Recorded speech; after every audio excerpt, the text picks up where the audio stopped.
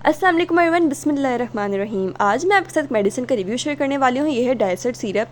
अब ये syrup use किस चीज़ के लिए होता है? ये यूज़ होता है वॉमिटिंग के लिए, नोज़िया के लिए। ऐसा लग रहा हो जैसे दिल घबरा रहा है, ऐसा लग रहा है जैसे वॉमिटिंग आने वाली है या वॉमिटिंग आ रही हो, तो आपने उसको रोकने के लिए ये सिरप यूज़ करना है। अच्छा, ये आपने एज ग्रुप कौन सा है? अगर आप साल से कम उम्र बच्चे को दे रहे हैं तो साल से कम उम्र का बच्चा भी 6 महीने से ऊपर का होना चाहिए।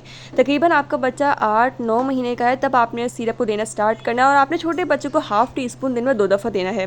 साल से ऊपर का बच्चा है तब आपने इसको जो है वो हाफ़ टी स्पून जो है वो दिन में 3 दफ़ा देने, नहीं खाने से पहले आपने देना है, फिर उसके बाद खाना खिलाना है। इस तरह करके दिन में 3 दफ़ा देना है। और उसके बाद तकरीबन 2 साल का बच्चा, 2 साल से ऊपर है, तो आप 1 टीस्पून दिन में 3 दफ़ा जो है वो सुबह, दोपहर, शाम, यानी दोपहर, सुबह, शाम और रात करके इस तरह, लेकिन आपने खाने से पहले जो है इनको 1 टीस्पून आपने देना है। ठीक है। बड़े जो हैं वो, बड़े जो एज ग्रुप बड़े जो होते हैं 12 साल से ऊपर के, तब वो 1 से 2 चम्मच दिन में 2 से 3 दफ़ा जो है वो ले सकते हैं। इसका मसला नहीं है। इसका ऐसा सच कोई ख़ास साइड इफ़ेक्ट नहीं है। बस ये कि अगर ज़्यादा आपको लग रहा हो बच्चे की वॉमिटिंग है, बच्चे की तबीयत ख़राब हो रही है, या जो वो खाना खा रहा है वो फ़ौरन बाहर आ रहा है, उसको वॉमिट, उसको रोकने के लिए, ताकि उसकी जो कुछ खाया उसके पेट में रुक जाए, तो आप ये मेडिसिन उसको दे सकते हैं बच्चे को, ताकि जो है वो खाना उसका जो है वो पेट में रुका रहे, ताकि उसकी हेल्थ ख़राब ना हो।